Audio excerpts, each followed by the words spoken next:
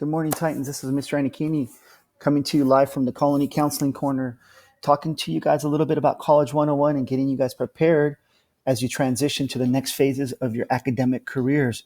We're going to talk a little bit about graduation requirements first. It takes 230 credits to graduate from Colony High School in the Chaffee Joint Union District.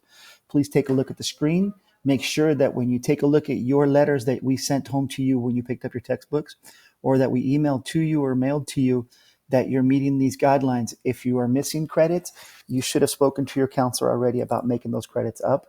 If you have not, and you're not signed up for an ROP class, make sure you talk to your counselors.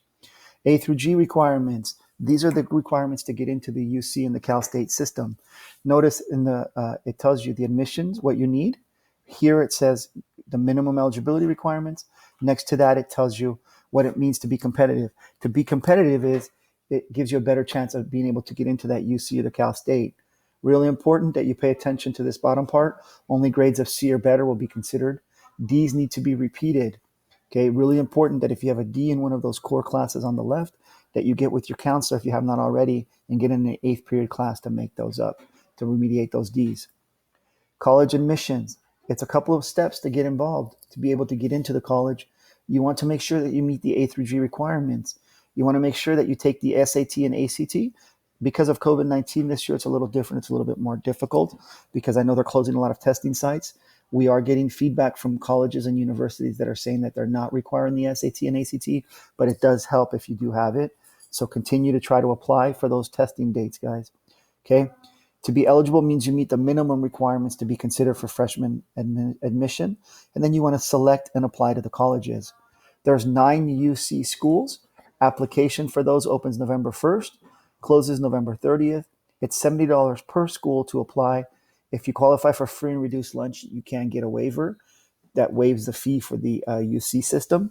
Okay, you can begin to apply November 1st, but you can actually create your application ahead of time. It just won't let you submit it till then. Make sure for the UCs that you fill out, that you do 4 of the 8 personal insight questions. Those are extremely important, guys. When you're looking at admissions into a UC system, okay, the average GPA to get into a UC system is on the screen. That means that some students applied with a higher GPA, some students applied with a lower GPA. When you put them together and you combine them, this is the average GPA. For instance, to get into UC Riverside, the average GPA was a 4.11. Okay, please do not think that because you don't have a 4.0 or above GPA or 4.11 GPA that you cannot get in. Okay, the personal insight questions play an important part in the decision process as well.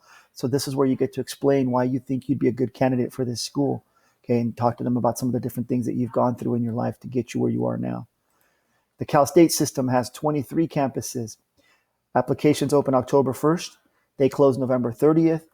It is a $70 per campus application fee. Again, if you qualify for free and reduced lunch, here you will mention it, and then they will tell you if you qualify for the fee waiver. Okay, a little different than the UC process. There's 23 total campuses. Give you an idea of the GPAs to get into those campuses, the average GPA. You'll notice next to Cal Poly, Bakersfield, and San Bernardino, it says MOU. That's because that means Memorandum of Understanding. A little bit later on in the presentation, another counselor will go over what that means. But it does help you if you apply to one of these Cal States. If we have an MOU with them, you get priority acceptance. Only thing is if that major is impacted, they will not accept you. What an impacted major is I'll give you an example. Nursing, for instance, at the CSUs is impacted. That means it's full. If we have an MOU with that college or university and you apply there, you would not get priority or preference registration. You would have to apply like all the other students that don't have MOUs from other school districts.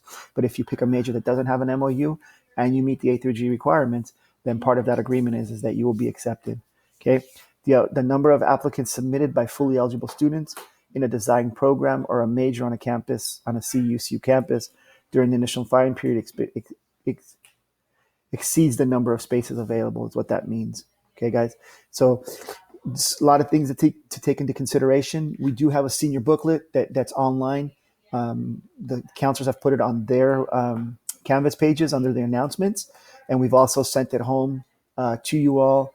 Or we will be sending it home to you once we get them, or we'll let you know how to pick them up. Okay, guys. I hope this has been beneficial. I know it's a lot of information in a short time, but just take a breath and breathe.